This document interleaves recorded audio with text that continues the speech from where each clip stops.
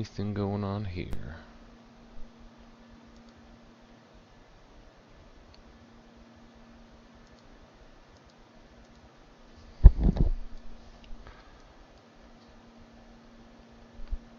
Anything going on here?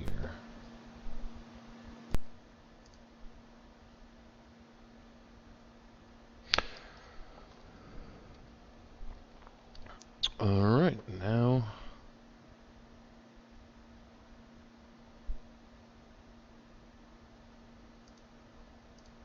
I've got to learn how to monitor if anyone comes in chat.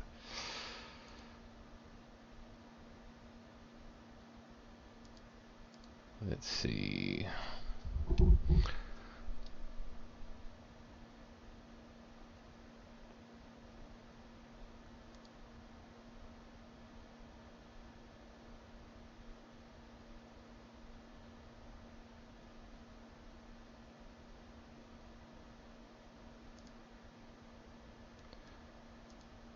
Alright, if anyone is in the chat, please feel free to speak up. So maybe if you got any questions about prepping 3D models for printing or anything like that, I would be more than happy to answer any questions.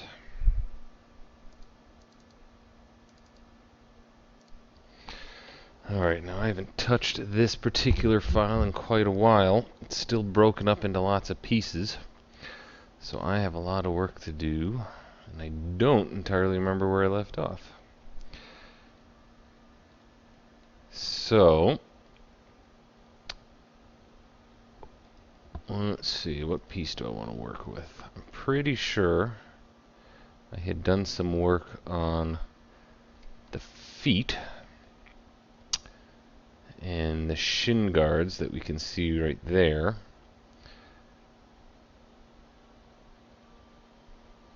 What have we done with the hands? Easiest way to really gauge, and what I'm trying to do here, if you notice, is as we get closer to the gloves, or for instance the back of the hands, I haven't really made a ton of changes, but what I have done, if you notice, is add little details like some actual definition to toenails or fingernails or things like that. Because when we 3D print, especially the type of printer that I'm going to be using, I don't have any of this built-in texture really ready to go or available. I'm using that as a visual guide to know where I want to model in some detail, but essentially once it's done, what it's going to look like really is just this one solid surface, and any of that extra color or detail is going to have to be painted in manually.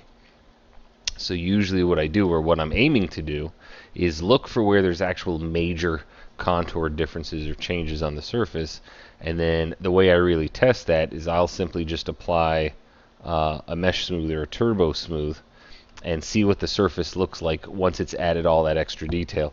Now if this was going to be anything for modeling's sake, where I would plan on animating it, then a lot of what I'm doing to the geometry is not super efficient, but because it's a static model that I really just plan on 3D printing, it just has to look good in that single pose. So sometimes there are a lot of rules that I can break, and what I'm really trying to assess is when I look at it in this sense, where it's just a singular color, do I see enough detail that I can paint on the rest of what I need using just a paintbrush? Have I given myself enough the visual clues? For instance, like here where there's a change in surface, I know the glove stops and then the skin colors, for instance, continue.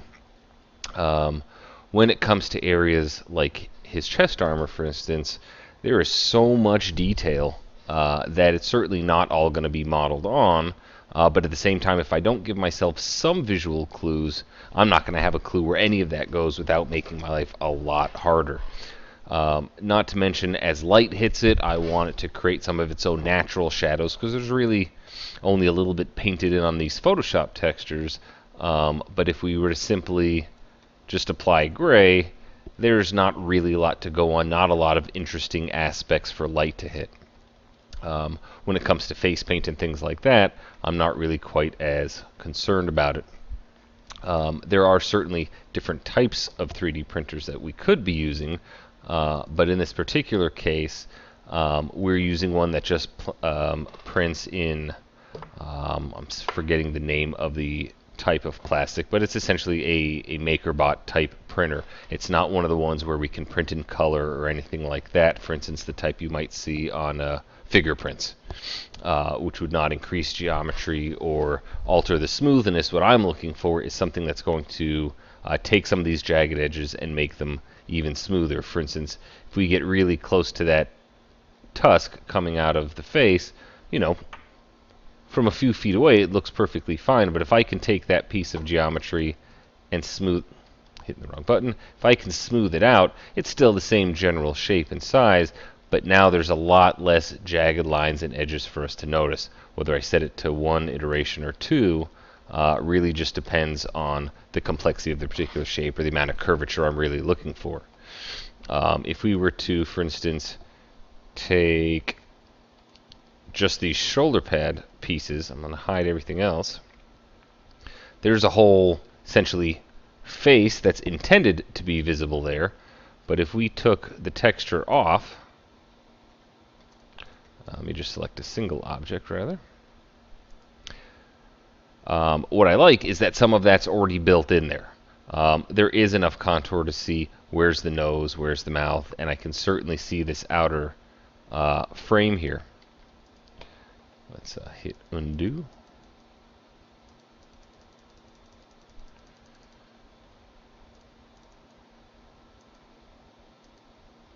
Interesting.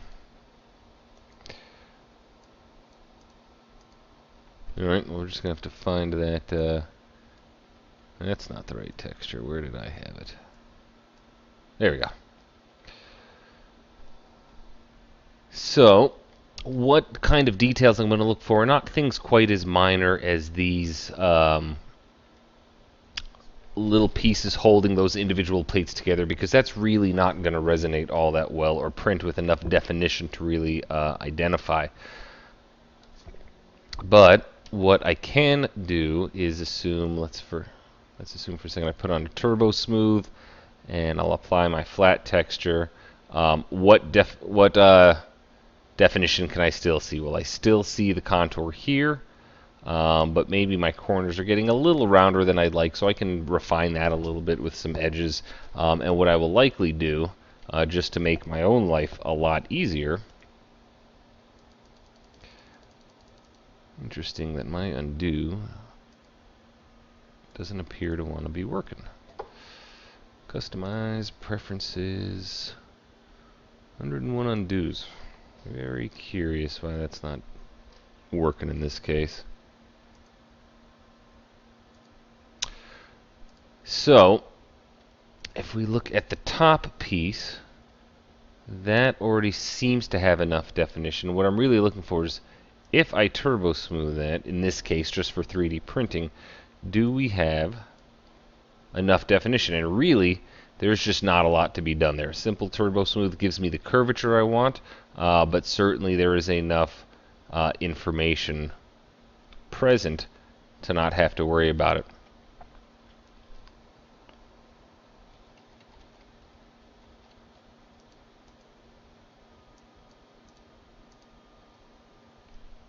Again, no undos. I'm wondering, having this be the first time I'm actually using Twitch to do any of this. Let's see what information is on that map. So this is all actual information that's generating that texture. That can't be right. There's not enough of it there. Ah, submaterial. There we go. That's the rest of the definition that I'm really looking for. So what I'm trying to decide, and what I've worked on in the past, is also making sure there's enough actual intersection between these objects. Is this bottom part of the 3D model intersecting enough with this piece? And realistically, even though they share a little bit of space, that's not really going to cut it, because to 3D print this, I can't just assume we've got this floating piece of geometry over there. It's got to be a solid single piece of geometry. So what I'll likely have to do is take some sort of cylinder that goes up from the shoulder and can rest with maybe a little inset underneath that. So there's a lot of altering to this model that works one way when you're animating it, especially for a video game engine, that you have to alter the way that's going to function for 3D printing. For instance, the hair, if you really just look at it, has a lot of planar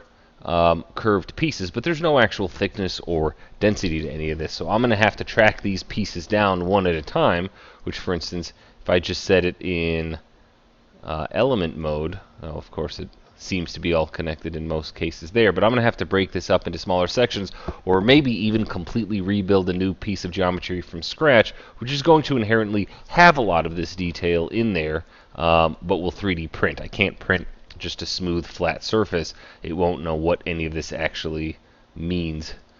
In fact, if I unhide that, it's perfectly fine for it to be hollow. What I'll have to do is, close this off, branch it apart, and actually give it some volume as if it was a single solid piece.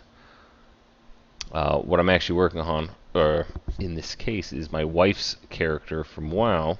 I previously 3D printed one of my own, but she wants her troll character printed, and of course picks a stance that's going to be a lot of bending over and folders. Certainly this would be much easier if their character was standing up and didn't have, the squatting pose and the bent knees and the elbows resting on the thighs and so on. But we will make this work. We just have to break it up into its smaller components, and then when each piece is individually set, then I will go and weld all the vertices around where they connect in most of these. It'll take quite a bit of extra work. You can technically leave the calf part intersecting with the thigh. It won't really print as solid as if it was separated, but when you simply take two pieces and intersect them in the sense the way currently the shoulders were, it's actually going to be a very weak bond as a 3D print. So I'm actually going to want to break those up and actually make a singular piece of geometry out of all of them.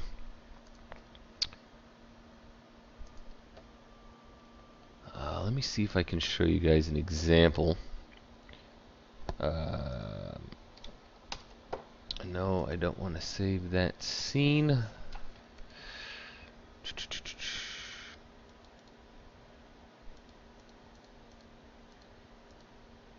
So if we were to start, for instance, on the one that I made for my own character, you'll notice these are the new higher res character models that came out with Warlords of Draenor, but a lot of the armor pieces are still a lot older. And what we've got here is, a lot of nice detail, a lot of the texture for my Orc Death Knight character. But at this point, you'll notice even on his hairdo, a lot of these hair pieces sitting off to the side are very planar, very flat. Just like the other character, there's no actual piece of geometry intersecting the body to those shoulder pads, so they wouldn't simply be able to just float there. I would have to find some way to bond them together. As well as if we actually turn on edge mode, you can actually see here that he's still broken up into lots of individual pieces. If I simply take one and hide everything else, you'll see essentially he's still completely hollow, and there's a lot of detail. But if we were to simply just turn that off, there's no real definition to anything. All the textures, except for parts of his boots or, for instance, parts of his shoulder pads, he would essentially look like one giant naked character. And undos are still not working. No idea. There it goes. So if we were to take everything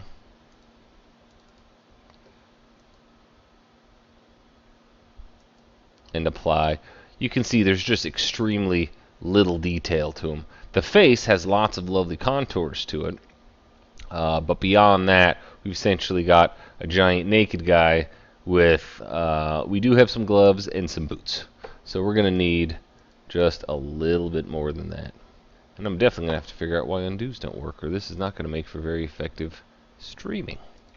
So let's open the most recent version of that. Here's a version combined, where I've now gone through and I've certainly connected all the various pieces. But what you'll notice compared to before is now when we look at it, well, let me reopen that file. No, I don't want to save any of that. There we go.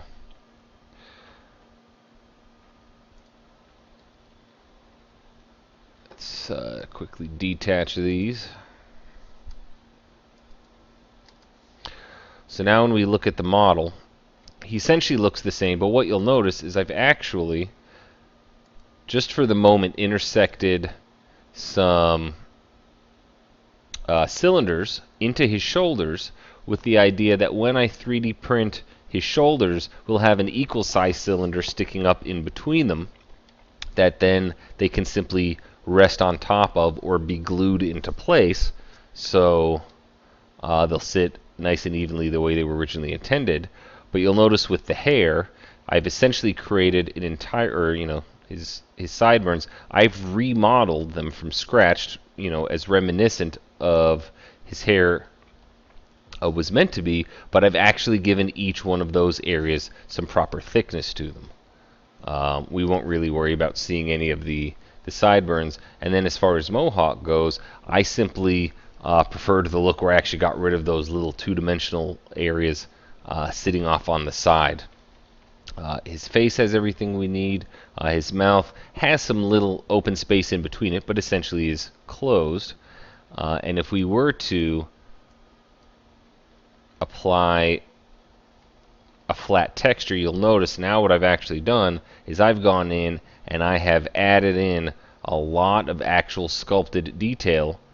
So now if he were to have a turbo smooth applied, whether it be one or two iterations, this is actually the complexity of what the surface of that 3D print is going to look like.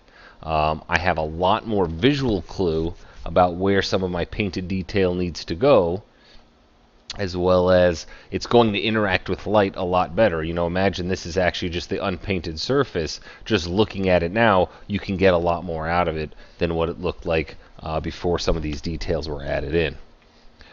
So what I'm going to do now is open that final version, and he's going to have to be converted to an edit poly. I will detach again. That sort of just corrects that little visual glitch we were looking at a second ago, which I wish I had known that at the time.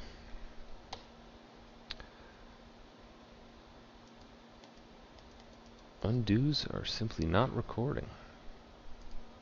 Good to know. So all is very temporary. I'll have to hold off on doing any really serious editing until I figure out what's causing that problem. I don't think OBS would be causing it, but it's certainly not an issue that I am used to. Interesting. But if we look close, we'll see for the most part he's now, again, as I said, one giant object. I've simply reapplied the texture so we get a general idea on what it is I'll be dealing with, as well as if you notice here, the cylinders for the torso, or above the shoulders, are now connected to his body, and the matching cylinder part that matches the shoulder pads are all lined up. So theoretically, that should sit all nice and open. What I'll pull on screen really quick is just some samples of what this looked like after he was 3D printed.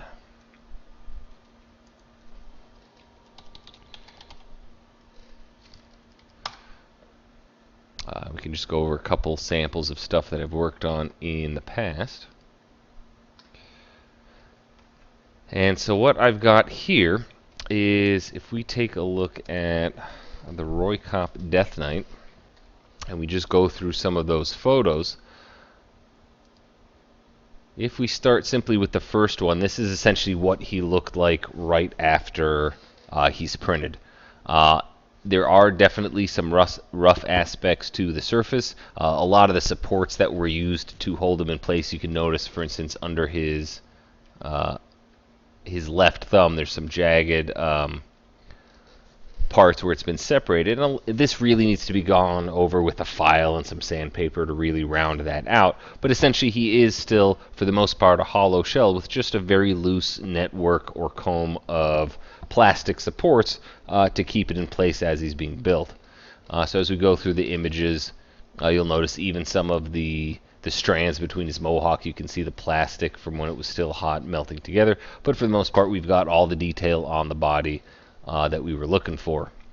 At this point, what I'm going through and doing is painting a lot of the textures on, but I'm sort of going one area or aspect at a time of like colors. So I had gone through, and for the most part, even though I chose a very natural base color, I chose on my particular character that very sort of purpley gray undead looking skin color.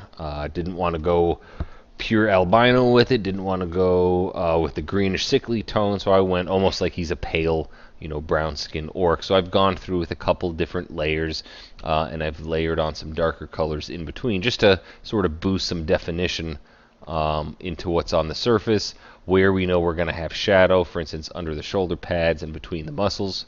And then I've gone in on the face and in between the ears and in key areas very similar to how the Photoshop texture would have been made. I've actually gone in and painted in some extra detail. I've got a little bit of pink and set for the gums. I painted his teeth, and then just very lightly with 2 or 3 shades of blue, tried to give that built-in glowing blue eyes appearance that Death Knights all tend to have. And you'll notice in between the various straps to keep his gloves on, I've gone through and painted the skin and the fingertips as needed. Just the same aspect from a different angle. And then here we've got pictures of how those shoulder pads will float over his shoulders with those cylinders in play. The shoulders were printed in a different tone, just because that happened to be available at the time, no particular reason. And keep going through, just different lighting. And here we got a much closer to finish version after about 12-15 hours of painting. Not a ton of detail. Different areas had a little bit more shading. I made it a little bluer than just the grayer tone from when I started, but sort of went through and embellished different areas. Rather than getting the tiniest little paintbrushes I could find, just use some cheap painting techniques to sort of make it look like that underlying chainmail, and have actually hot glued on from the hobby store some actual chains to connect to pieces of his armor, because there was no really efficient way to 3D print that. From there, if we go around, we can see just different angles that we've layered it together, some of the straps on his boots and so on. And finally, some painted on versions of his shoulder pads finally in place. Really light weathering effects, just sort of blending in different grays, because just a single solid color wouldn't really look all that interesting in this case. And there from this angle, for the most part, you got that effect of the floating shoulder pads like you'd see in game, but we can see there the glue holding his shoulder pads up over him. Pardon me for just a second. The dog wants to go out for, I'm sure, 20 seconds before he cries to come back in. Yeah, and then we're back to the beginning. So if we look at one of the earlier examples of, I think this was my first 3D print, was a crab model from Final Fantasy XI. So here, I'll actually go through what we'll look here is, first we've got a base. This just sort of gives you a little insight into how it 3D prints in the first place. And here you'll notice we've got the base, and then essentially it's just printing in different layers of plastic from bottom to top. And what happened in this case is this crab stands on 4 main legs that come down to tiny, tiny, thin little points. And what ended up happening was there was not enough plastic to actually support those feet, so I just had like a giant spindle of mess underneath. But once the support layers for under his belly got up high enough and it could connect the base of his feet out, all of a sudden now we had actual parts of his leg. I gotta go backwards in this one.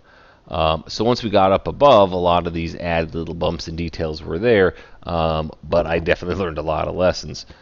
As we went through and the supports were then removed, this is sort of his front claws. Here's a good example of if you just take two 3D objects and have them overlap the same space, it's a very, very weak bond. But where I had gone in and actually welded vertices, those were on as solid as anything else. So rather than trying to 3D print again and spending another 7 hours or so creating this maybe 2.5 inch tall object, I just got out some Super Sculpey and essentially sculpted in the essential detail that I wanted. Not nearly as precise, and as you can notice, definitely there was overlap. I wanted to make sure I had ample surface area to glue these together, but once they were on good and solid, I just took a bit of dremeling to connect them. So once the paint was on, and I got a couple different dry brush effects to get some of that weathering that the models have, you can sort of make out where the separation is for some of the legs, but not all of them. It stands perfectly still, fairly decently supported, but trying to angle these to get all 4 pieces to touch the ground, not as precise science as I had originally hoped for. But being one of the most frequent creatures that I came across while I played that game, this was definitely just a simple project I wanted to try for the first one, and not something overly complex to paint that would simply have a lot of nostalgia for me. You can see once it's sanded, all that gunk sort of between the eye stalks is gone. I simply, in this case, glued those front pinchers back on. They were so connected to the bases that supported them from the ground up that when I was pulling off the bases, that's how they came detached in the first place. As you can see here, they are just buried in support. So I had to learn how to get those spaced and separated a lot easier as well. And I've got some others. The only ones that I actually have photos for, however, are this goblin. The most complex one that I've done that my wife ended up painting, and she's far better at painting than I am.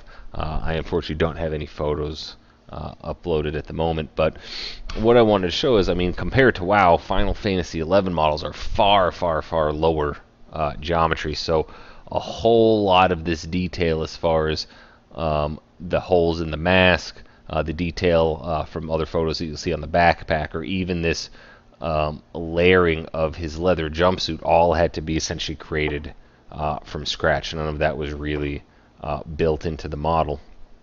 So a couple mesh smooths and knowing where to extrude and blend in the model to make his sleeping sack look correct, and making sure that all of these separate pieces of geometry were actually intersecting the backpack so it would print as a single solid piece.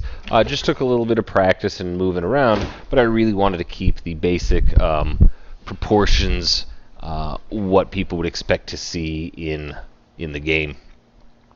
So once it's printed, you'll notice here we've got the normal base, from how his silhouette would look from bird's eye, and then underneath each of these pieces that are up in the air, because it's printing from the bottom in all these layers, it has to build up supports. Otherwise, it can't just randomly start printing up in the air once it gets to this height of the model, as it works to the very, very top. Some areas the supports just didn't work as well, or I simply had to say, look, there's no room because of his foot, and I didn't want an extra support from one to the other. And there definitely are areas where the plastic in its various layers can droop a little bit, and that is something that can happen if you're not too careful. The hope was, when I was placing these supports, was that there was enough support in his main backpack that once it just had to come a little further, there was enough support to keep it up in the air. On one side it was true, unfortunately on this side it wasn't. But as we turn it around, you can see all the supports holding up, the different cans and the tin coffee cup. And on this side, no support, one little piece hanging down. But even on his ear, just one big support here, but that managed to support itself just fine. But with this type of printer, there's clearly a layering effect that you can see, but only when you're really super up close. You step back a little bit, and it's not really going to be anything too harsh. So this image here simply just shows what he looks like once all the supports are there. So as I had hoped, there was a lot of detail that was preserved inside the actual contour of the 3D model, and with just a little bit of sanding and clean up and snipping away any drooping pieces, the rest could simply be figured out with paint. And I wanted to keep the paint pretty straightforward. I didn't want to get too many specific details in there because the textures in Final Fantasy are fairly low res, and not that I wanted to make it look like a low res texture, but I didn't want to make too many embellishments that weren't from the original source. Pardon me for just 1 second while I check some settings on Twitch. This will take just a moment.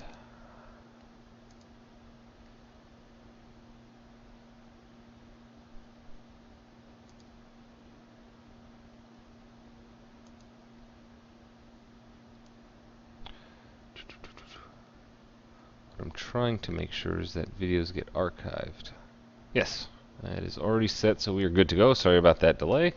So here at this phase, what I really wanted to do, and I was really glad to find out with those big clown feet that he has, even though he's only standing on the ball of his foot on his right leg, that it's actually really well balanced and he supports himself pretty well. I was actually surprised with almost every 3D print that I've done so far that I didn't really need a stand to keep it upright, or a flat base with like a peg that goes up into the bottom of his feet.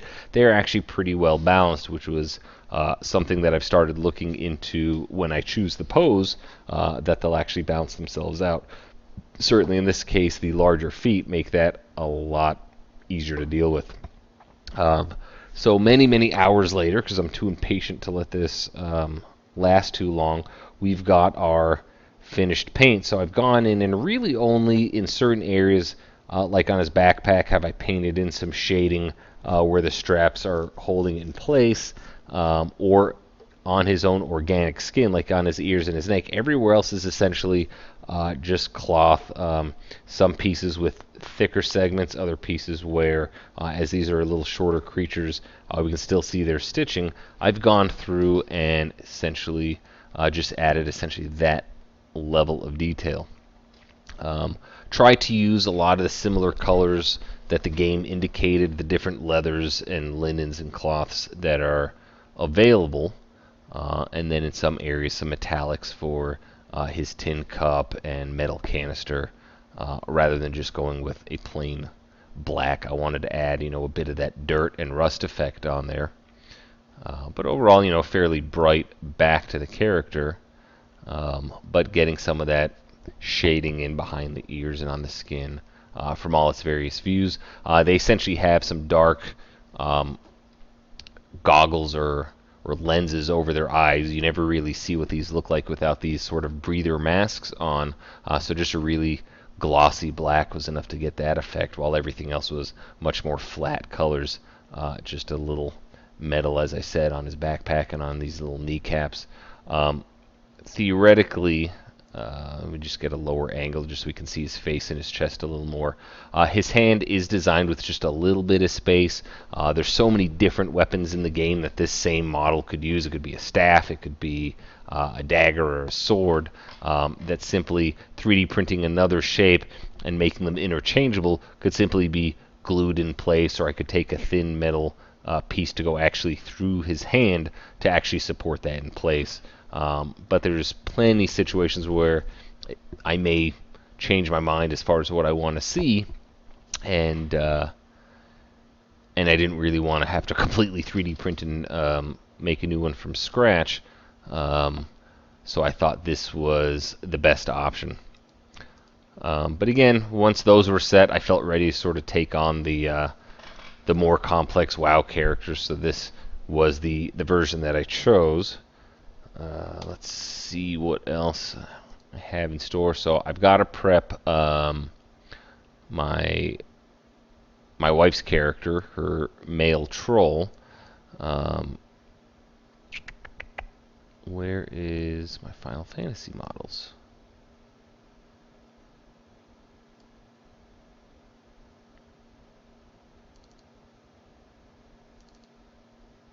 There we go.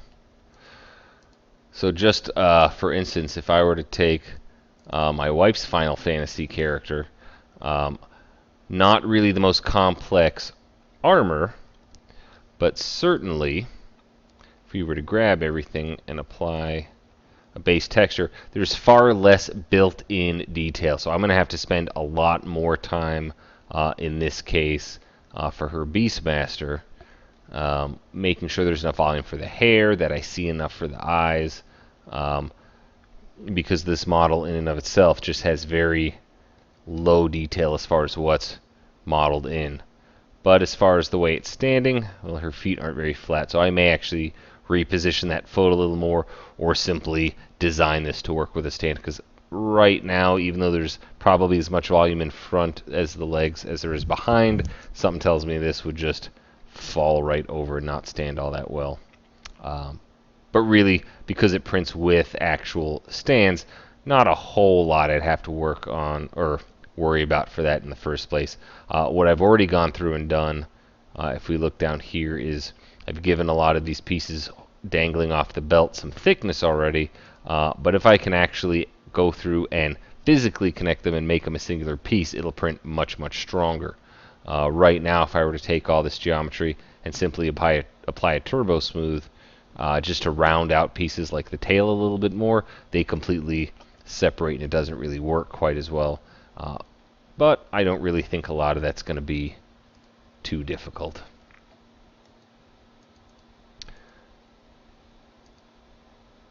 What is up with those undos? Still being an issue. But,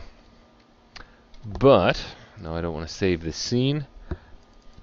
The Mamulja character, that was a lot of fun to work on, and a ton of modeling around that chest, and getting this leather strap that wraps around from the back of the chest up over the neck and on top of his head. Getting that to really stand out was a lot of fun to practice. This is what it would look like with the texture on.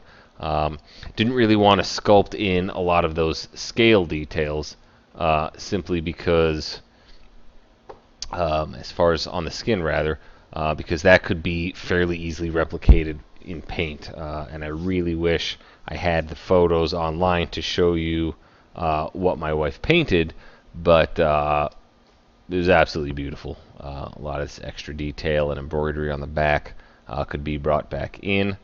And one thing that is interesting is even as small as the contact area of his feet are, and all this extra mass up front with the tail, he will still stand without any type of support for his feet, just with that little contact area.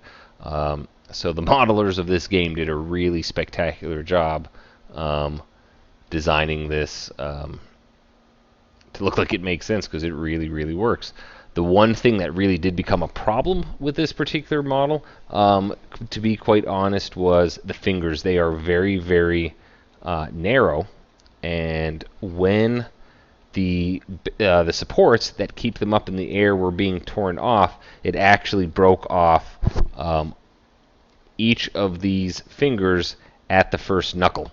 However, I was fortunate enough to be able to pry them off the base with some pliers very carefully, and they did glue on perfectly fine. For some reason, this hand came out just fine. Not particularly sure why. I think maybe we had one stand that came up in between the fingers and latched onto both, whereas in this hand, a single individual stand per fingertip was all that was needed, and they actually separated really brilliantly. So that one wasn't so bad. But if we were to open up where this one started from, I wonder if this is just a back. No, this is one after everything started. Let me go to an older file. They apparently just only saved this file right at the end. That does not help anybody really at the moment. But there's definitely all this detail that had to be added in. I wonder if I can import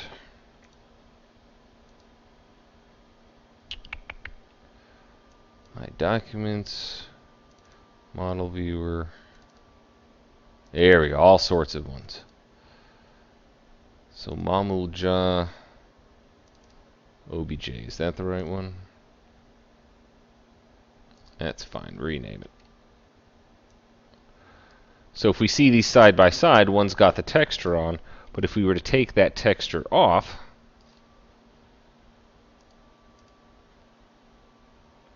even this one I had done some editing on. Nope, gotta go older.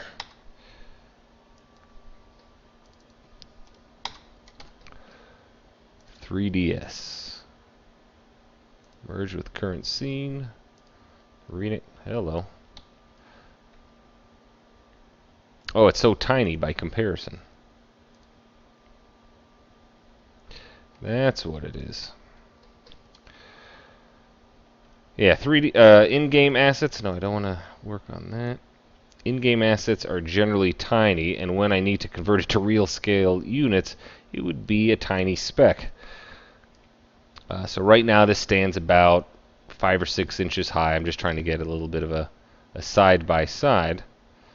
But when we look at this model, you can see a lot of the texture assets had transparency maps, which that's certainly not going to work for 3D printing. This would be just as easy to try and replicate with actual objects from the craft store and actually glue into place, similar to the chains that were on the legs of my Death Knight character. But when it came to the back of the gloves, or really being able to separate a lot of that out, a lot of this, where you see it's been extruded, had to be added in manually. It was not going to work. So I don't really have any files that are completely... Let me open up a new scene. And we will go right out to the original Mamulja file. Oh, lovely. It's sideways. But if we apply a gray texture there, you'll see all the glove detail, the chest, none of that's really there. It's all just textured on. So I'd spend a lot of time adding that detail back into place so that when I'm trying to paint this and I want to know where do all these little minute details go, there's really no way I'm going to really be accurately able to replicate that if this is all the contour that I actually get to see. Let's see, what other files were we dealing with? We looked at the crab. One thing that I think would really be a lot of fun, which, do I have an up? I don't think I do. 3D printing this guy would be, I think, just a hell of a lot of fun. This particular version, I think I've worked on and off so many times. Yeah, this isn't one that I've really spent any time on. But there is a lot of actually good built-in detail to him as he is. But you'll notice over at the shoulder line or under his chin, there are areas where he's still split into multiple pieces where ideally he wouldn't be. All his finger segments are broken up into different pieces, which I would want to spend the time to connect. And then under that chin, we can't simply have these planar. Let me throw on edged mode. We simply can't have these flat, planar, two-dimensional pieces. I'd actually have to go sculpt in some actual detail to get that looking right. But if I throw that texture back on, just so we can take a look at it for a moment, I mean, down on the thighs and on his shoulders and just certain areas, it would be a lot of fun to sculpt in some of that armor plating just get it a nice, really dark base color with black, highlight some areas with some gray, and then on top of that, bring in some of these red tones and some of these glowing areas to make it look like he's just heated from molten energy from the inside. One thing that I haven't really read into yet, especially for inside his mouth, is it wouldn't theoretically be hard to drill a little hole or make a channel inside the 3D print, as long as I build it for that, and run like a little LED light to the inside of his head, and then actually make really thin plastic in that area. I can thicken up other parts of him to allow the light to sort of pierce through his eyes or his mouth, or I could even 3D print it so it's hollow inside his face, and maybe I just make a separate section to close that off. Don't want to get too carried away with 3D printing still being a little new. Certainly there'd be issues with getting enough supports for these horns. What's the right way to kind of stand him up and aim him so he'd have the ideal angle to 3D print. Certainly we can lay him down on his back, 3D print him, and then stand him up, but you almost want to factor in how are those 3D layers going to look if they're coming towards his face, and that's what you're going to spend the most time looking at. It's not really going to be as ideal. So he could either be 3D printed in pieces that can be glued together, or you just compromise depending on where you think you're going to spend the most amount of time. Please feel free, if you have any questions, let me know in the chat. I'll be happy to answer them, whether it's related to what I'm showing on screen, or maybe we can look at some quick examples. But this one I've been holding off on, like I said, just because so many different ideas that we could approach how we deal with the geometry, that I'm not quite sure what direction I want to take with it. Not yet, anyway.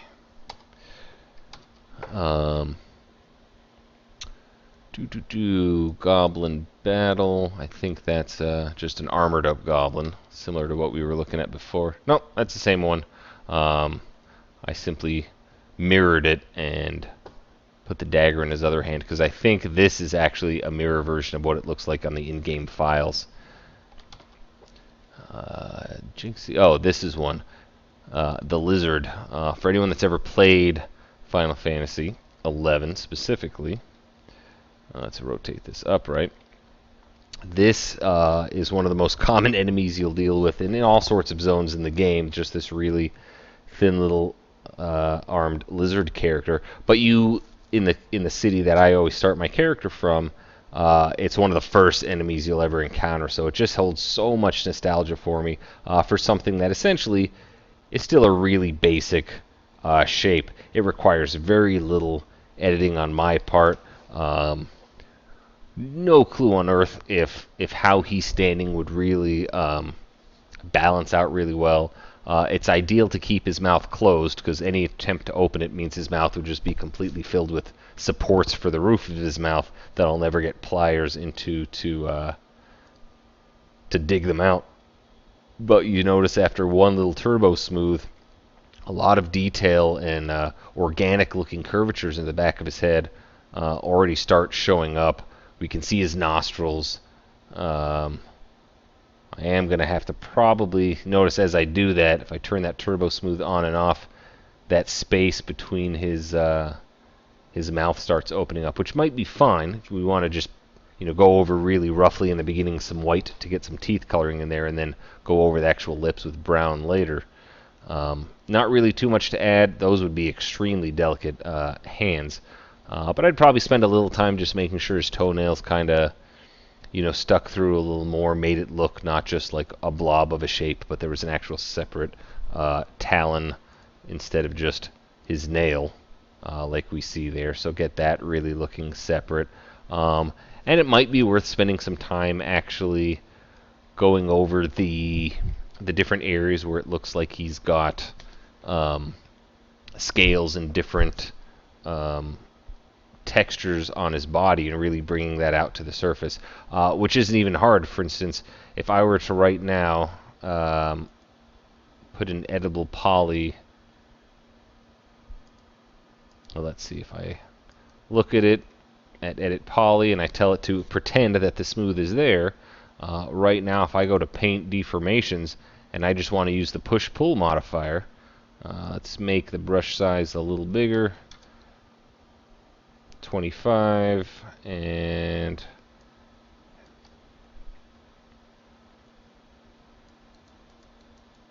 you know what the problem is? There's not enough definition until that turbo smooth is applied. That's why we're not seeing anything, because right now it's simulating it like there's a ton of geometry on there. But let's actually try using a mesh smooth, which is going to handle that geometry a little bit differently. Oh, I don't want classic, I want quad output, 2 iterations of it, and I'm going to convert this to an editable poly, and you'll notice all of a sudden different look. There's the actual geometry there. So now if I go to my paint deformations, and I've got my brush size, push-pull, I want like 30 brush size. That doesn't seem to be increasing quite fast enough. Now as I paint on, I can start actually getting the appearance, and just be really chaotic about it, the appearance of some scales, and that's actually going to deform the model. Oh, now my undos are working. That's lovely. Maybe I don't want to push it off that much, so, and I'll just show you the settings that I'm using over here. Maybe I make the brush strength only push out 0.5, so it's not going to push out quite as far. And I can do a lot more of them, or I can go over others twice, so some stick out further than others, and make it really kind of chaotic looking. So there's all sorts of ways we can play around it in that sense. I'm going to undo it again, go back to the beginning. And if I really want to be a stickler for it, I can technically put that back on. Let's say I'm going to use brush strength of 1 again, and I just want to paint this area. Well, I can sort of see the surface changing a little, but I can keep holding my mouse button down, and as long as I stay in the same area, that one particular spot's not going to get any taller. Not until I let go of the mouse and then I completely paint it again, which we don't want, because I want these bumps to look like they're somewhat uniform. So I'm just going to make sure I'm covering that spot. Come down here. Now the texture is going to be mirrored left and right side. Certainly we don't have to be as much of a stickler for the way they've spaced it out, and I can continue, you know, coming in here. I can change my brush size back to 20 so we can get a couple smaller bumps, you know, worked in between. But if I were to turn my texture back off,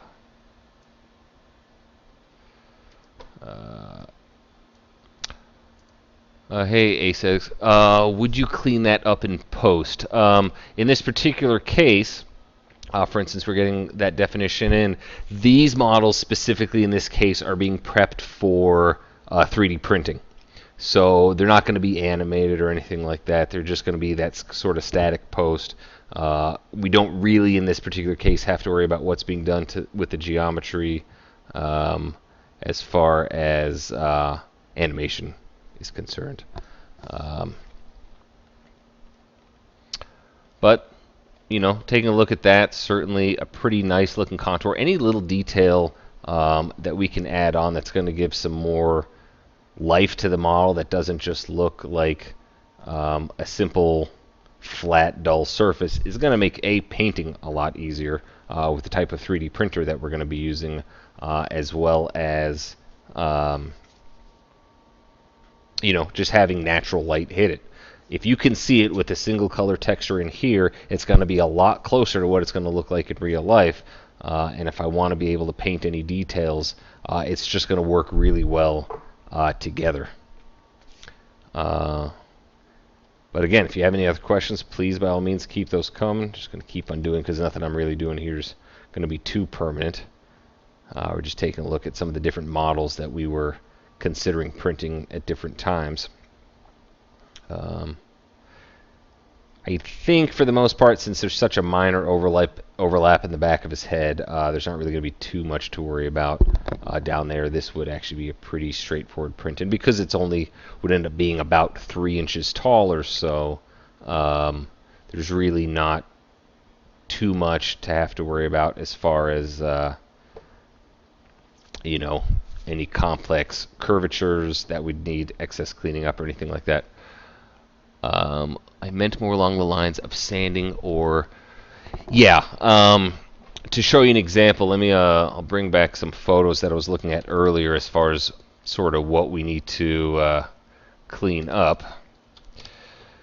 With the specific type of printer that I'd be dealing with, there are, all right, we'll move that off while it's loading. There can be a lot of cleanup after the fact that needs to be done. Usually what I would recommend is there's a hobby store nearby that's got really fine-tuned filing and sanding equipment that's good for like working into little corners. And then for larger areas, if we were talking like the side of his legs or his back, just having varying degree grit of sandpaper actually works really, really well. And usually what I'll do is, because I want to get rid of any sort of built-in topology. Now this one's pretty smooth. I don't think there'd be too much to worry about, but some other models that I've worked with, you can actually see some of the 3D faceting and it will translate into the 3D print. There we go. So I can show you over here. When we look at the 3D Goblin, which was one of the first, standing up on two legs. Photo bucket is just not the ideal place. It's just the one area I had photos before. I'll keep these off for now. Let me go open one of those files actually, and I can sort of show you.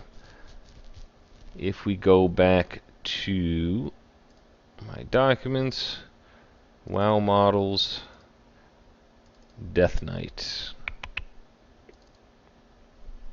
So in this particular case, gotta clean up his geometry. Let's just attach those out. It'll clean up that image for a second.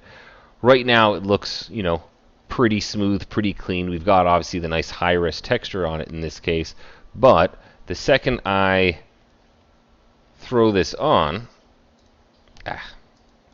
hide unselected, if I were to make this a faceted texture,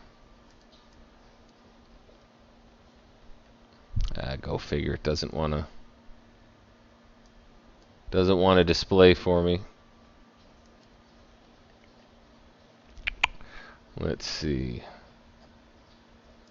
All right, this is finally loading up. Which of these is the more ideal?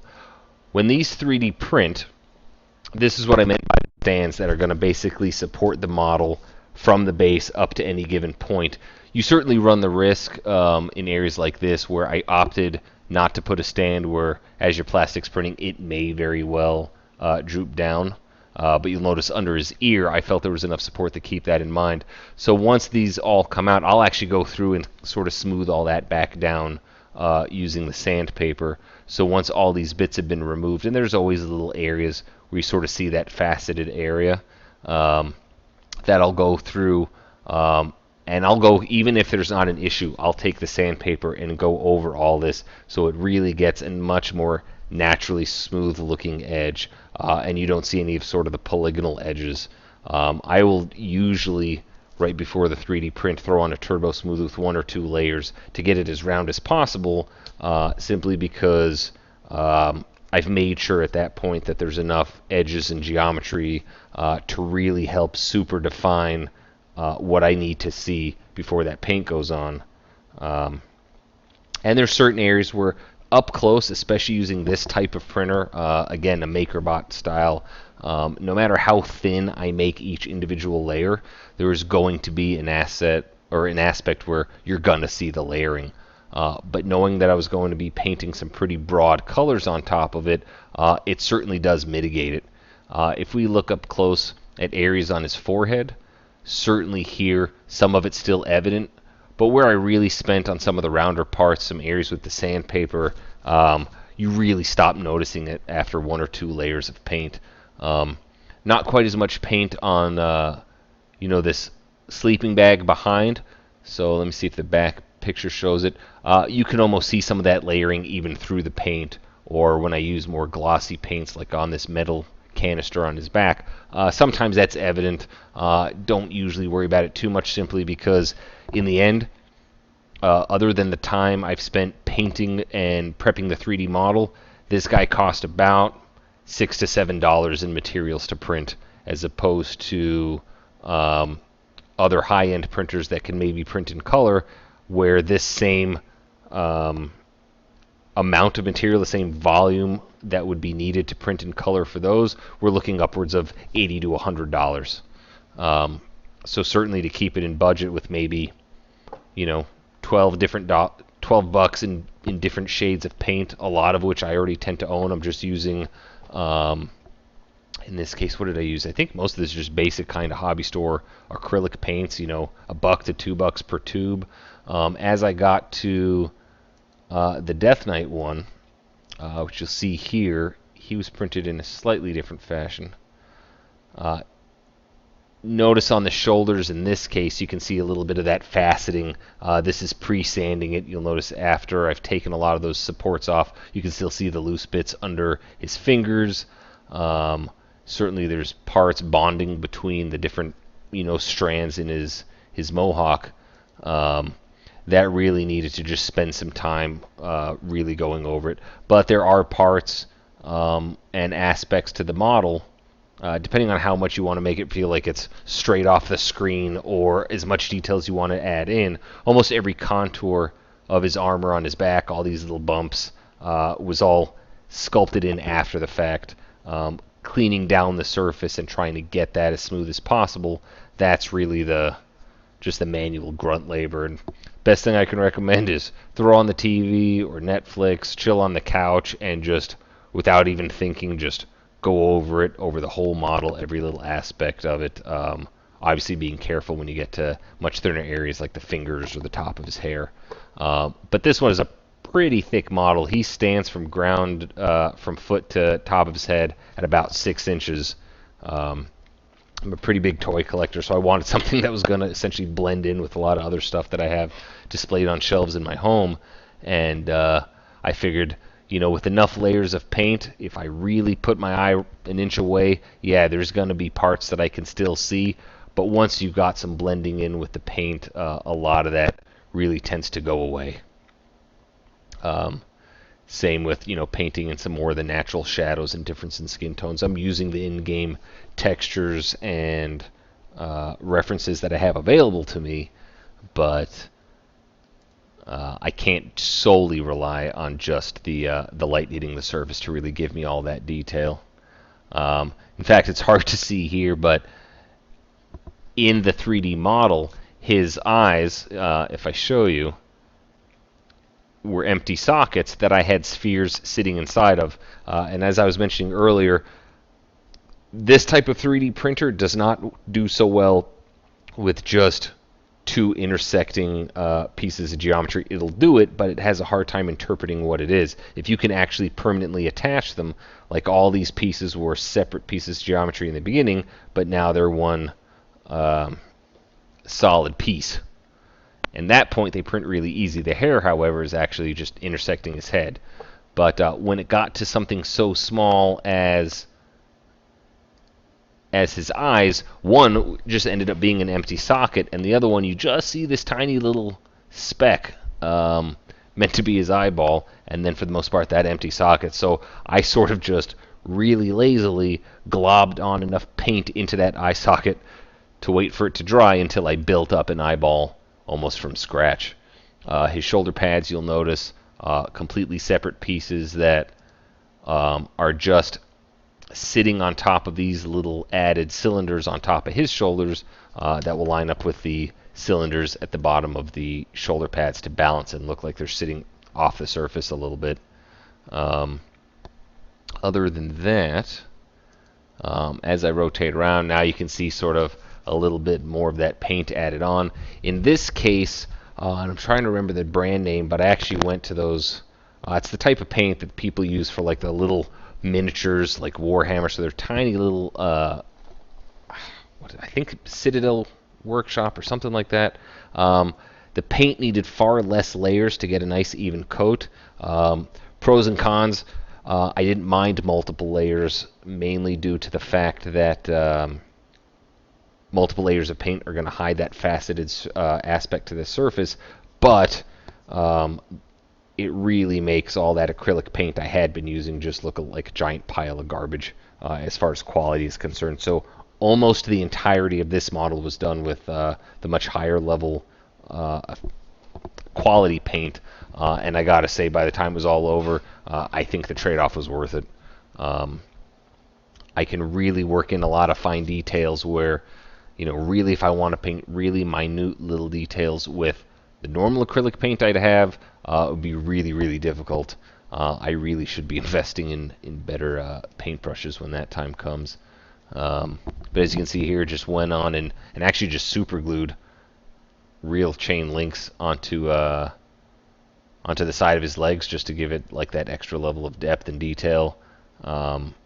I think that really helped rather than trying to simply just paint on the appearance of a chain link, and it is not something that I thought would transition well into the 3D print, certainly not at the scale that I was looking at. Modeling a chain, super easy. Making it print really well, probably would have ended up being a nightmare. And so when all said and done, this was sort of the final look, the most frequent transmog that my WoW character has, but certainly a good 15-16 hours of painting once the 3D printing was done. Not sure if you saw it earlier, but the very, very first thing I 3D printed was this crab here, where I had to, the bottom of his legs had actually just completely misprinted, and the supports that were holding up his front claws were on so strong that when I pulled the supports off, it completely detached them from the base of his stomach. And that's an example of where two intersecting 3D pieces actually make for a very weak bond, whereas all these legs were permanently attached, were always a single piece, and therefore are very, very rigid. So even though I had to sculpt these just out of clay, bake them, and then glue them on, this is what he looked like right out of the printer. The supports that are holding him up underneath the belly. One of these legs almost printed okay, however you can see where it really separated, but these front ones just completely fell apart. It was just like a big spool of garbage. It looked like a little bird's nest underneath. And you can see, so he does have his front claws. They just came off with this big giant support because I hadn't learned how to really work the supports yet and break them up into several smaller ones rather than one giant support to hold it up. And then in the end, this is what he looked like. Up close, you can sort of tell where the 3D print matches the clay, but once the clay's on there, I mean, for the most part, you're not going to see it unless you're really going out of your way to find it, which was a really pleasant experience. Again, just some of the cheap acrylic paint, couple layers, just some dry brushing techniques to get this sort of blend and weathered effect on his outer shell, and I was really happy with this one. Brought back a lot of nostalgia from when I played the game, and there you can see all these little bumps had to be manually added, and for the most part they were just spheres that were intersecting his outer surface. It was almost ideal that some of them we can see the bump and some of them we see the indent, so I think that actually paid off really nicely. And then just add some of these extra details on the bottom. A lot of that had to be sculpted in 3D to leave sort of that inner crevice, but once the paint's on, I think it really paid off. But every single one of these has been a tremendous learning experience from beginning to end. I really wanted to work my way up from really basic models, especially something like this, something without two arms, two legs, a head, and all that sort of stuff. And it's really just to see what sort of settings we're gonna 3D print what type of quality. I mean, heck, even here, I don't know if I've got a clean front view, but at the end you see the eye stalks are clean, but in the beginning there was so much plastic that was just connecting, because it's such tiny, thin, like in-person little stalks, to try and keep them separated. Any other questions or any projects you've been thinking about doing that maybe we can look at for examples that maybe I can pull up on screen. By all means, if you do, please let me know, and I'd be more than happy to sort of just share some of the stuff I may have learned from trial and error on my end. Yeah, we do use PLA plastics. The printer I have, it's not my own one. We actually have it at work. It's a MakerBot. I do not know the exact model, but the PLA plastic that we use is comes in two sizes. I think it's $40 for the larger spool, and $20 you can get a smaller one. I'd say even my largest project, this 6-inch tall one, depending on how dense you make the interior, by percentage it just asks sort of what volume, and I wish I could remember the settings, but I had this fairly, not completely hollow, but maybe he's 20 to 30% material inside, and that could have been printed, I think, for $16, $17. There was technically enough length even on the smaller one to print. You get one of the larger ones, and you can print 3 or 4 of these things in a single print, unless you're talking like the ridiculously expensive glow-in-the-dark material, which no thanks. Fortunately, when we got the 3D printer at work in the first place, it was really just some R&D stuff that my boss wanted to practice on, and he was telling he was all for the idea of us just practicing, just to get familiar with the programs for how do we, there's a separate program that we use to generate the actual, I don't know if it's called toolpaths, but the toolpaths that convert this into information that the 3D printer can read, so it knows what to do. 3D Max I'm just using for the sake of prepping the model for the toolpath program, which I wish it's been so long since I've used it. I can't disclose what we were using it for work for NDA purposes, but he thought it was genius because, for work's sake, they were all fairly repetitive things or dull, template things that were being downloaded. But then all of a sudden, here I am coming up with creatures and characters and all that stuff, and each one getting more complex. And I promise you, every single example, learning a new thing for how to prep and work on the next one, and certainly giving me a lot more confidence because the first Mamulja that I printed, I had it got halfway up his thigh, and then it fell over because I didn't have enough supports, and when I came in the next day, it was just a pile of mess. I could have done like 10 to 15% infill. Oh, nice. Yeah, I don't honestly know which generation it is. Currently, we're waiting to get one of the new extruders that's supposed to come with a 6-month warranty, because my lord, did we go through so many different extruders. We always had one on backup so we could keep the thing in production. I remember the first time my boss showed me how to actually dissect one so we could clean out some of the gunk on the inside and put it back together. I'm like, I never ever want to do that again. He's an engineer. He's much better at it, and he was getting frustrated with taking extruders apart and putting them back together. So I can't wait to get one that actually has some sort of warranty. Fortunately, other than poor planning on my part, they all printed pretty well. Usually I would just toss it on at the end of a Friday, and either if I felt like it coming in Saturday to pick it up, otherwise I think the Orc from WoW was the longest one. I don't remember how many hours at this point. It was probably like a 13, 14 hour print.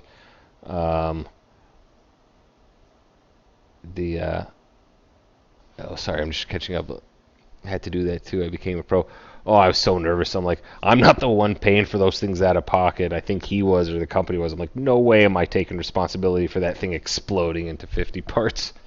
But usually, I think even by the time it was the Crab or some of the other smaller ones like the Goblin, I could basically print it at the end of any day during the week, come in the next morning before he would show up, and usually it would be almost done or completely done and prepped so that he could come in and start doing his stuff.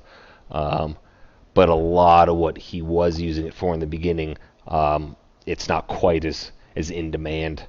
We do a lot of 3D imaging at our company, so a lot of the people, just for goofs, we would 3D scan ourselves, and they would print like little busts of the different employees, and he had me do like almost like a little Mount Rushmore of his family, and then convert them into to Christmas ornaments for their tree. So we had to scale them down a little smaller, and I added little loops and hooks on the top of each of their heads. I've been waiting for a chance to give them a little bit of a 3D intro, because a lot of some of this basic stuff, like just adding basic shapes or prepping this stuff, the characters is a little more in depth, but just simply to put a loop on top of a bust of a character's, 5 minutes of work essentially. I just haven't gotten around to sitting and showing them, because I used to teach 3D modeling for animation for about 8 years. So whether it was 3D modeling or character animation and all the different classes in between, that's what I used to do before my current job. So it's as repetitive as some of the 3D stuff I do for them now. I wouldn't call much of it creative. So as soon as there was something to do at work, granted I did it in my spare time, but as soon as I got a chance to start messing with this stuff, I'm like, I could sit and do this stuff all day and not get bored at all.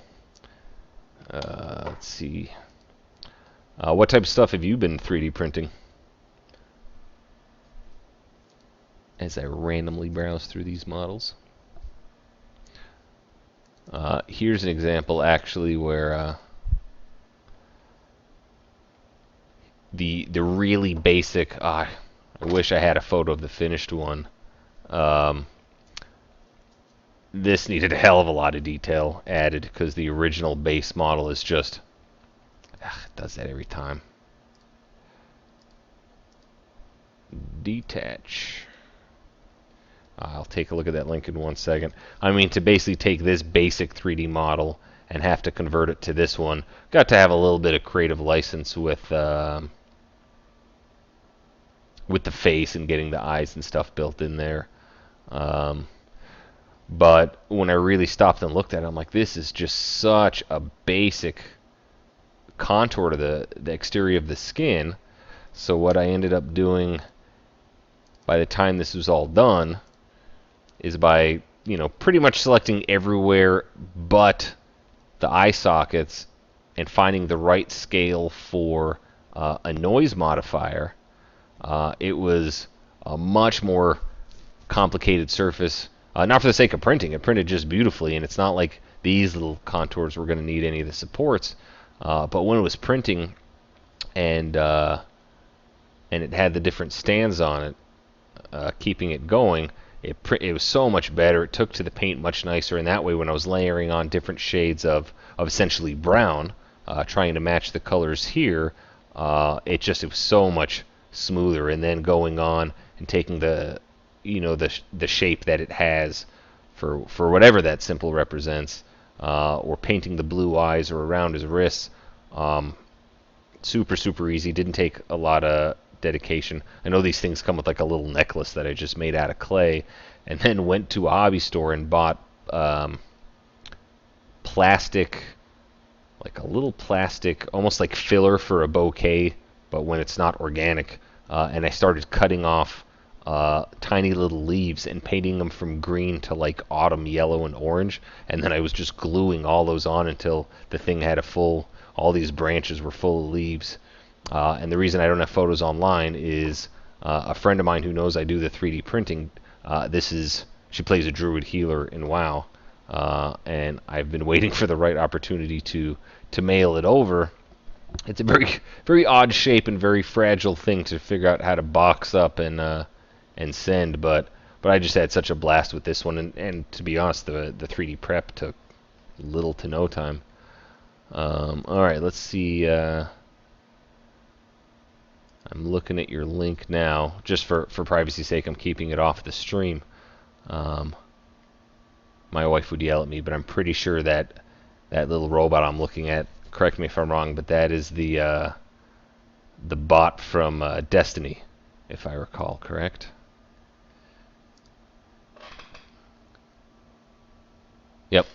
if I actually read the comments on your images. 3D print my own shipping box. That is a much smarter solution than anything that's crossed my mind. Sleeper Summit. I have no idea what that is because I haven't played the game, but that is a very cool looking shape.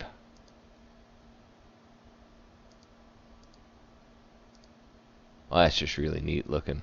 Oh, so you've been working with the light up stuff, so that would work really well with some of the things I've been looking at. That thing's huge. Is that a gun or is that a spaceship? That Sleeper Summit.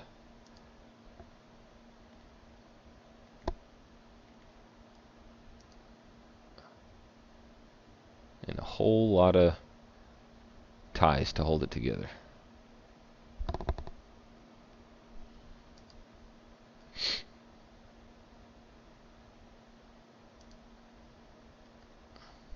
I better get this thing off the stream. She knows I do this once in a blue moon. I've just now started trying to get back into streaming.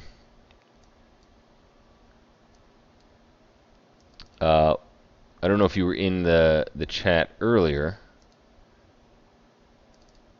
but one of the things that I was considering 3D printing. No, go to the right place. Is that Ifrit, or I don't know if I'm pronouncing it right, but I've got no experience with. Took 7 to 8. Dang, that is a lot of printing, but it looks awesome. Great job on that. I think I work with enough people that are familiar with little wiring and lighting, but I don't know how well the PLA would allow the translucency. I could certainly buy a spool of the translucent filament and 3D print this and then just paint over the surface everywhere but his eyes and mouth and see if that would work. But that's a whole lot of testing or printing just to see if that would work. It would probably be worth just 3D printing his head first and seeing what that looks like. But even if it was just... oh, okay. Yeah, we had tested the translucent one at work, and yeah, it's kind of translucent, but not great. But I'm sure there's something I can do to figure it out, even if his head is actually full-on detachable thing, where I could actually make something clear out of some type of plastic, paint a little bit of translucent paint just to get this orange tint and glow. Something silly just to sort of utilize some of the cooler aspects of this. And even if it didn't and it was just all hand painted, I just always dug this model. I would just have to add so much geometry to the contour to kind of sculpt in some of these indentations to his thigh, assuming that's what it's meant to be. And I just haven't gotten around to it. Work got so busy and no time to 3D print.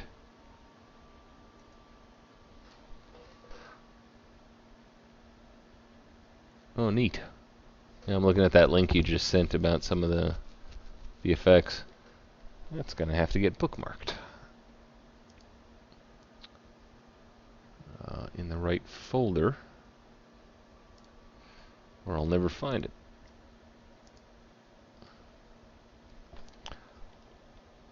And other than that, I mean, there are other games that I've wanted to look at as far as 3D printing some stuff. I mean, certainly I've got my own characters from way back when, but those are in Maya, not 3D Max.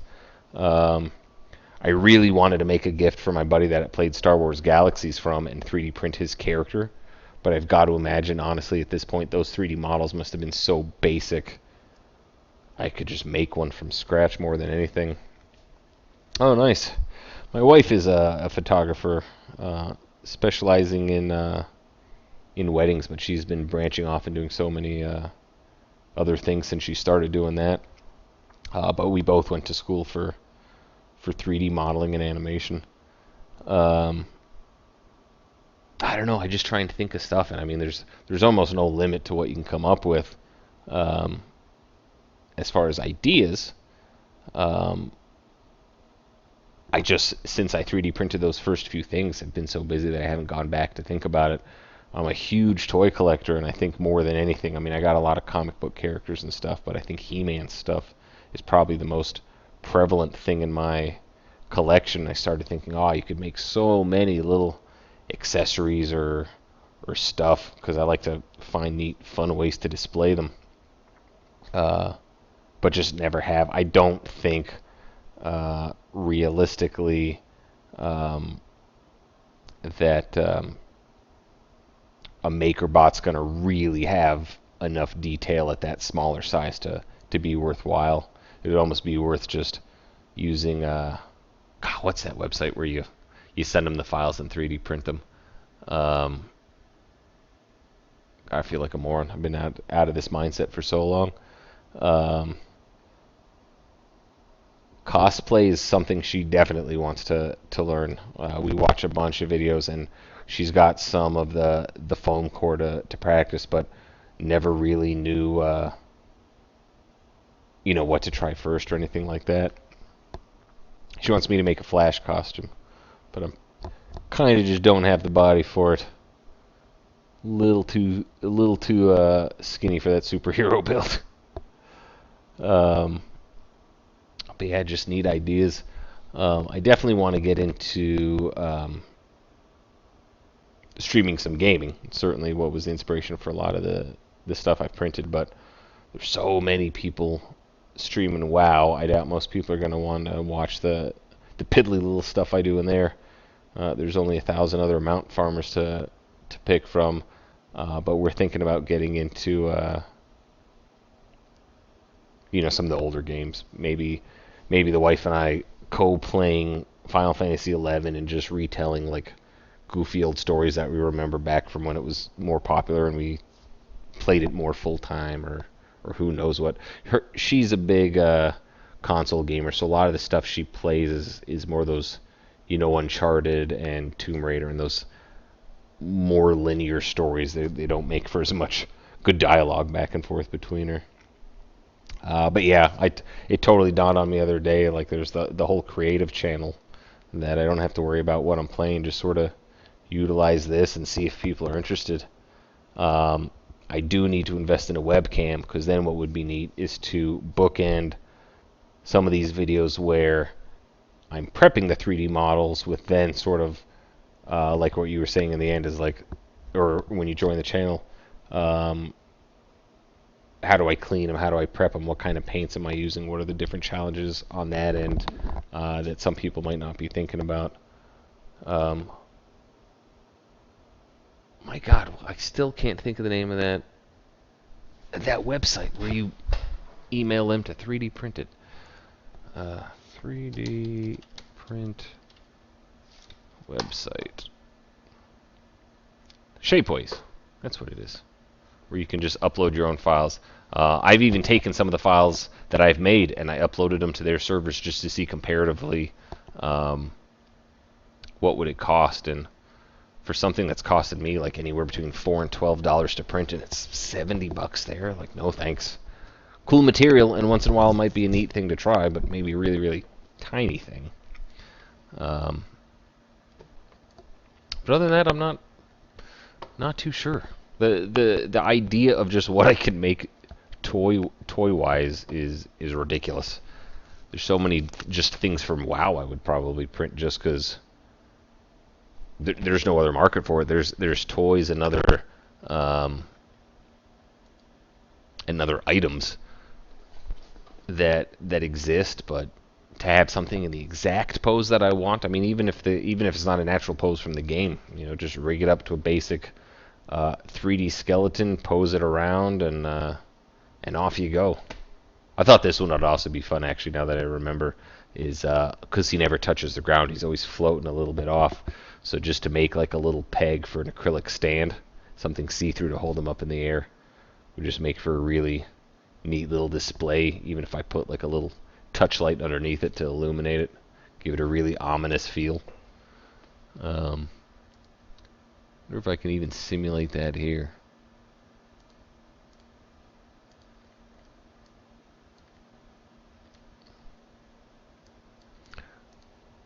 shading. No. That is completely ignoring the light altogether. Because I told it to do that, and I don't remember how.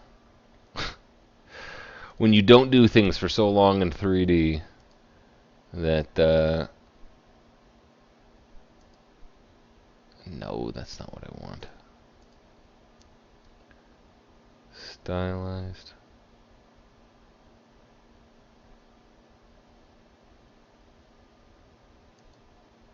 Yeah.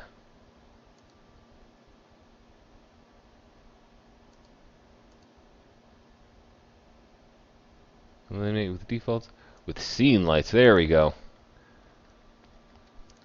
Yeah, so imagine like a display where obviously there'd be more, you know, stuff around.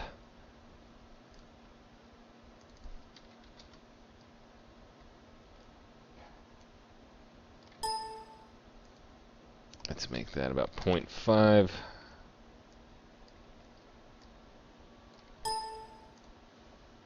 I don't even need it that much.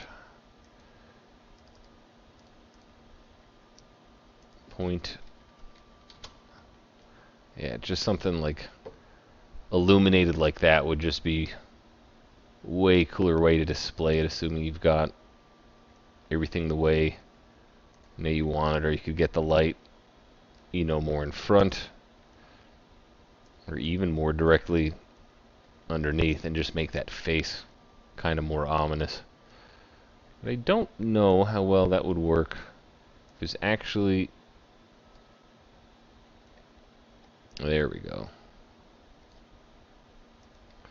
Yeah, I almost make it so it's illuminated from within his mouth. Too many fun ideas that I have no idea if are actually practical or efficient. Let's get these lights out of here.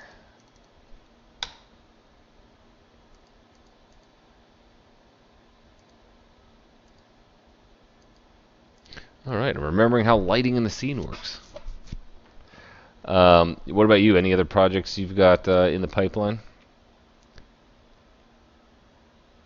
And I'm assuming that gun was just about life size, because it looked like you'd locked all those different pieces together.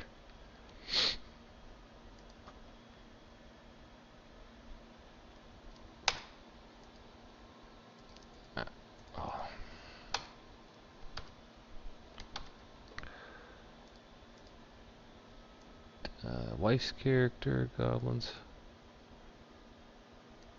And then I don't know how well this would work. But this is what my character was, at least back in the day. Who knows what armor he'd be wearing now. I think I just chose these items because I think that's what I wore for the longest stretch at the end there.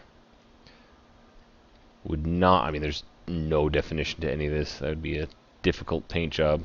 But after seeing how my wife painted hers, I'll just leave the painting to her from now on. But such little detail overall on these. Almost get clay and just a random generic toy and you could make this really.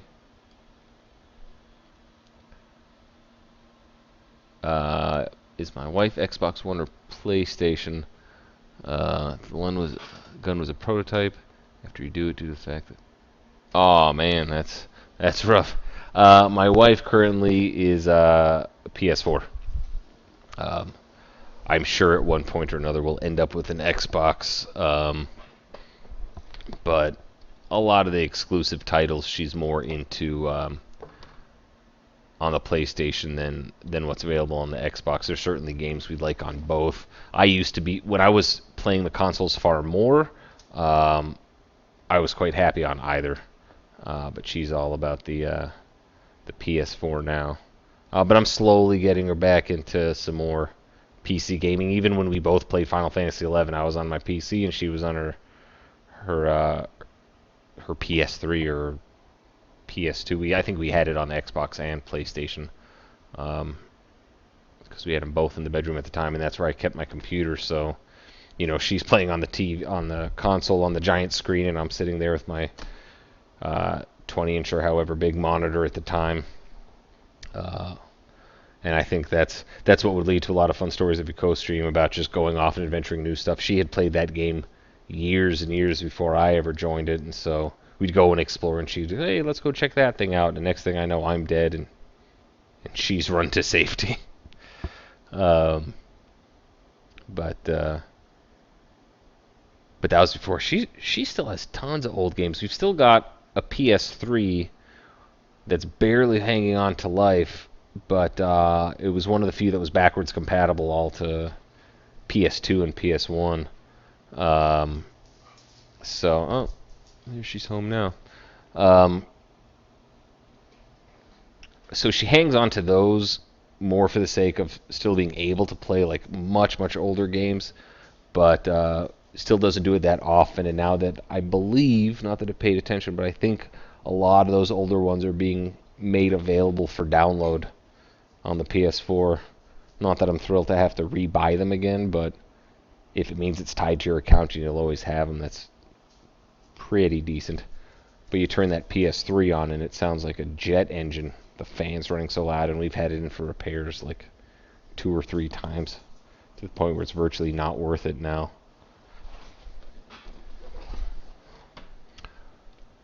Oh, so many. I mean, I suppose I could layer all the different pieces on here. That'll take forever.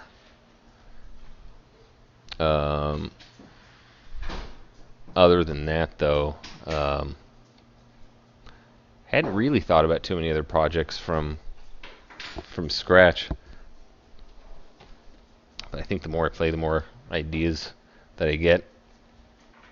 Certainly as that WoW model viewer, you can just sit forever and just look through there. I thought it might be a really neat little idea to, I generally name all my characters the same in any game. The Roykop, the name for the channel, and I thought it would be neat to take the 3D models from some of the different iterations in different games and just sit them in like a little campfire scene that you can actually just LED light from the center, and just sort of display them that way. Could be a lot of fun, but haven't quite gotten around to that yet because, my lord, are they all built with so many different types of geometry, and I haven't really tried rigging them and doing all that stuff. Not to mention each one's prepped for like a pose. If I have to go and repose them, that's going to be a nightmare. But someday, dreams for in the future. What's that? Oh yeah, we joked about. She's reminding me that we thought about like one of those photo albums that people have in their house, where it's like your child's school photo from like first grade all the way through graduating high school. And I thought about just getting one of those, but each one's a different like MMO character that I've played over the years. Just goofy, like little nerdy stuff around the house. That we haven't quite gotten to that level of decorating or nerdhood yet. Plenty of time for that in the future. But yeah, that's just a little glimpse into some of the stuff I've worked on. The reason I planned on working on a different model, but for some reason, whatever it was that I was doing before, my undos were not working. Let me see if that works now. Turbo Smooth on, Control Z. It works. Apply material, undo. Okay. No idea what's happening, but for the longest time when I started this stream, the undo wasn't working. So this is my wife's character, who, many thanks to her, chose only the most complicated pose to put her character in.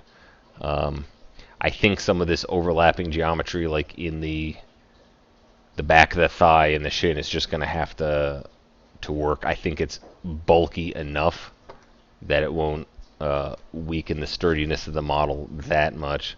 But really all I've done is on the legs, if I actually take all this and I'm just going to apply the material and throw on the Turbo Smooth, just to even see where have I actually spent time on this model. It's been so long. I've got some of the sculpted detail for the shins and the gloves and the fingernails on, but really when it comes to the... Oh, there's no button on this character. That's got to get fixed. When it comes to the torso, shoulder pads are pretty much done. They just need to be connected as a singular piece.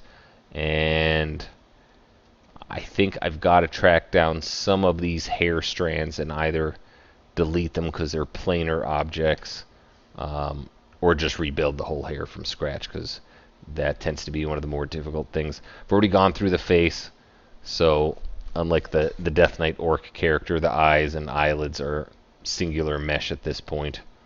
But I'd be surprised. There's definitely a good chance that this might be just fine as able to balance on the tips of those toes, but I keep getting surprised that way. Actually, don't. Let me just undo until all those textures are back on. So really what I need to do now is just add a little bit of density and thickness for some of the sleeves, and just get some of the basic shapes for this armor that she's chosen. It's not the most iconic Hunter gear, but what I like is, you know, there's really just some basic pieces and straps to add on. She definitely wanted something asymmetric, so that shoulder pad works out pretty nicely. And then from there, it might not be a bad idea to even 3D print one of the bows or one of the guns that look more unique in that game, if any suit her style, and just, you know, almost have it sitting on the ground beside her might make for a neat display. But then I'd have to import the orc character and scale this thing to size, because standing up tall, a troll should be much taller than an orc, but they're always hunched over, so I gotta make sure they're scaled appropriately. So this would likely only be somewhere in the range between 4 and 5